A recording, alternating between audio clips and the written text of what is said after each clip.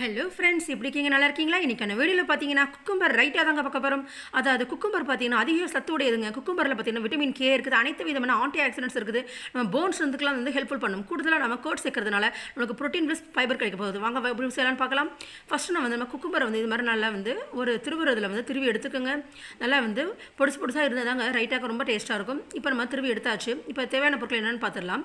இப்போ வந்து குக்கும்பரை திருவி எடுத்தாச்சு. கொத்தமல்லி எடுத்துருக்கிறேன், ஒரு ஸ்பூன் உப்பு, ஒரு ஸ்பூன் மிளகுத்தூள் எடுத்துருக்கிறேன். அதுக்கப்புறம் பார்த்தீங்கன்னா ஒரு கப் தயிர் எடுத்துருக்கிறேன். இதுதான் தேவையான பொருட்களுங்க. இதில் எல்லா விதமான சத்துக்களும் இருக்குது. வாங்க செய்யலாம். இதுக்கு வந்து எந்த ஒரு அடுப்பும் தேவை கிடையாது. ஒரு பவுல் எடுத்துக்கோங்க. நான் ஒரு கண்ணாடி பவுல் எடுத்துருக்கிறேன். அதில் வந்து நம்ம ஒரு கப்பை வந்து தயிரை வந்து சேர்த்துக்கலாம். தயிரில் பார்த்தீங்கன்னா அதிகமான வந்து அமினோ ஆசிட்ஸ்லாம் இருக்குது. கண்டிப்பாக அவங்க உணவில் சேர்த்துக்குங்க. இப்போ இதில் வந்து நான் ஒரு ஸ்பூன் உப்பு சேர்த்துக்க போகிறேன். நான் இந்து உப்பு சேர்த்துருக்கிறேன். இப்போ வந்து ஒரு ஸ்பூன் வந்து மிளகுத்தூள் சேர்த்துக்குங்க.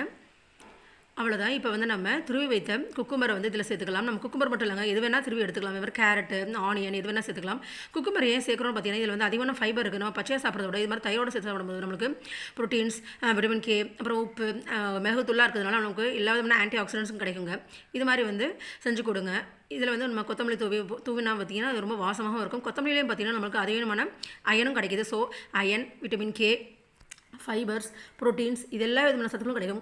நம்ம லஞ்ச் பாக்ஸ் ரெசிபியில் ஹஸ்பண்ட்ஸுக்கும் குழந்தைங்களுக்கும் வந்து கண்டிப்பாக வந்து ரைட்டாக செஞ்சு கொடுங்க. ஓகே ஃப்ரெண்ட்ஸ், பாய்.